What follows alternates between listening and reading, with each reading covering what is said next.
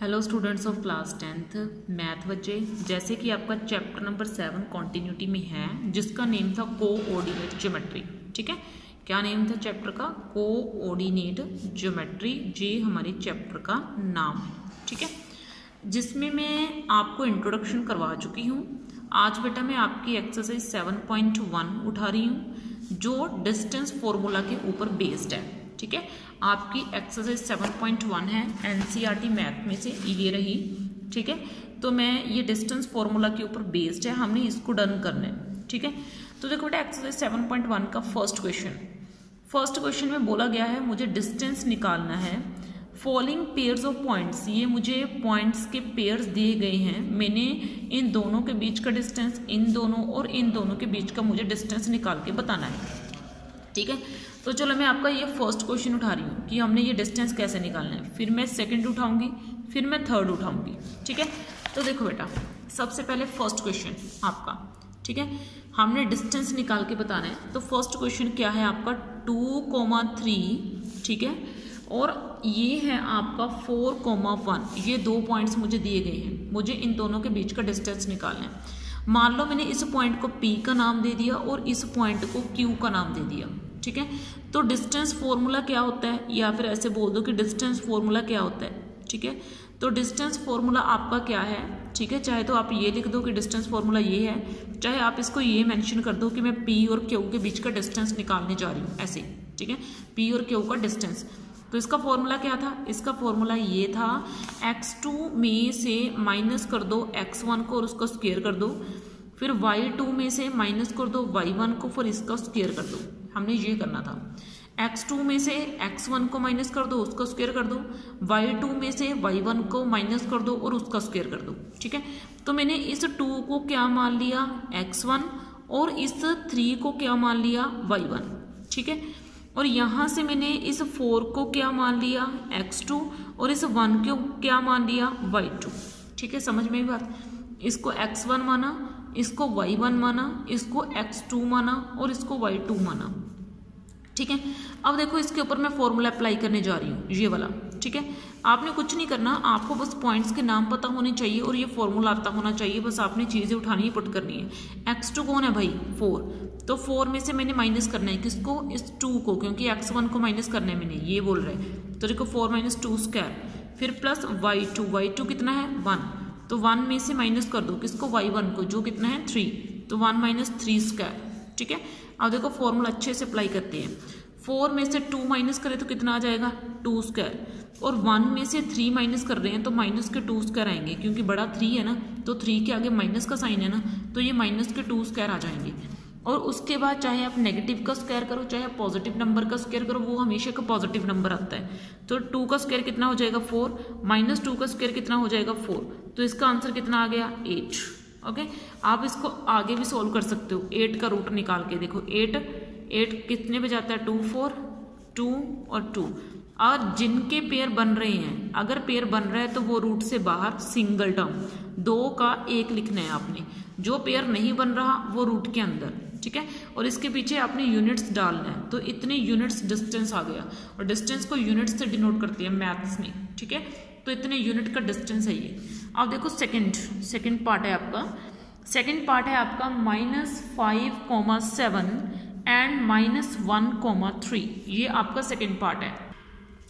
तो इस तरीके से बेटा ये मैंने सेकंड पार्ट आपका उठा लिया। मैंने इसको फिर से, कोई जरूरी नहीं भी आपने से P Q का नाम देना है, मैं इसको A और इसको B का नाम भी दे सकती हूँ।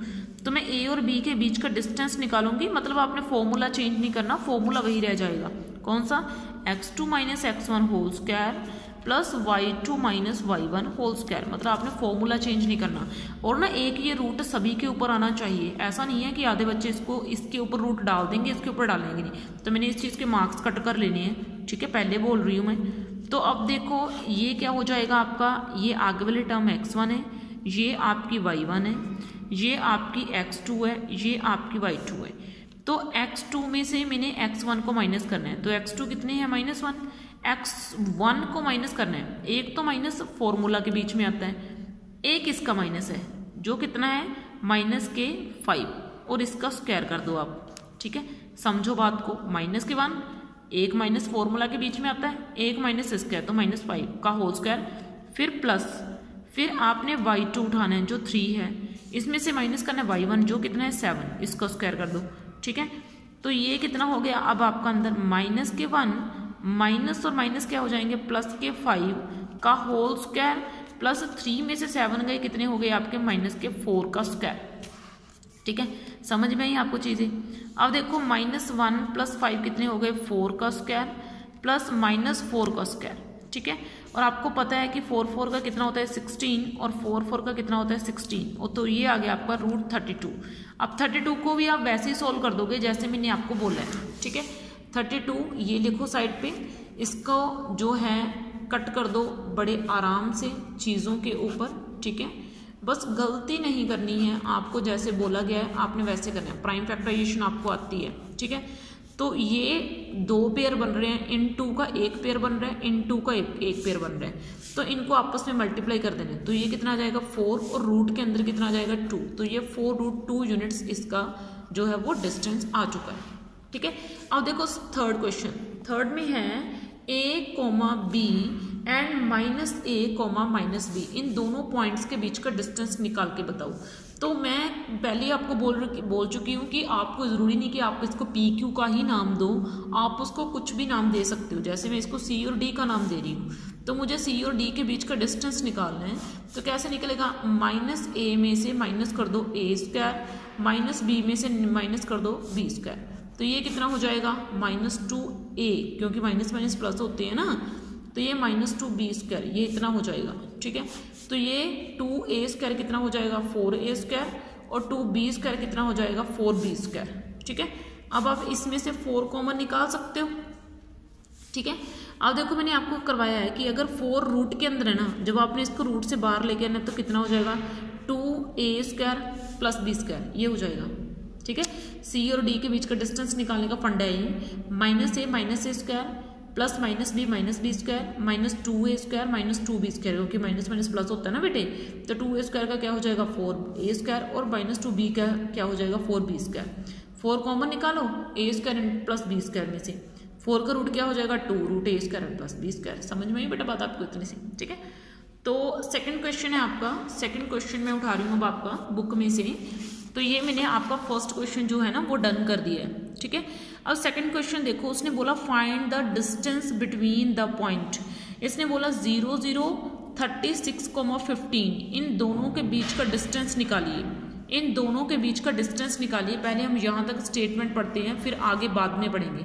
ठीक है, तो इसने ये बोला कि 0, 0, 36, 15 के बीच का डिस्टेंस निकालो।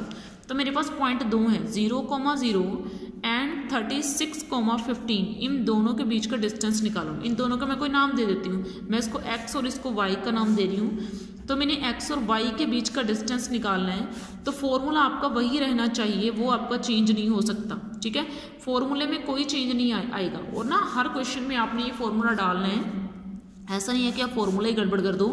तो ये आपका x1 है, ये आपका y1 है, और ये आपका x2 है, और ये आपका y2 है।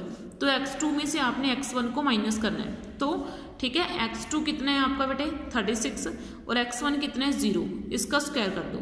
ठीक है, आगे क्या है बेटे फिर प्लस, उसके बाद बेटा आपने क्या करना है y यानी कि 15 में से माइनस करना है 0 का स्क्वायर। तो ये कितना हो जाएगा 36²। ठीक है, तो ये हो जाएगा आपका 15 का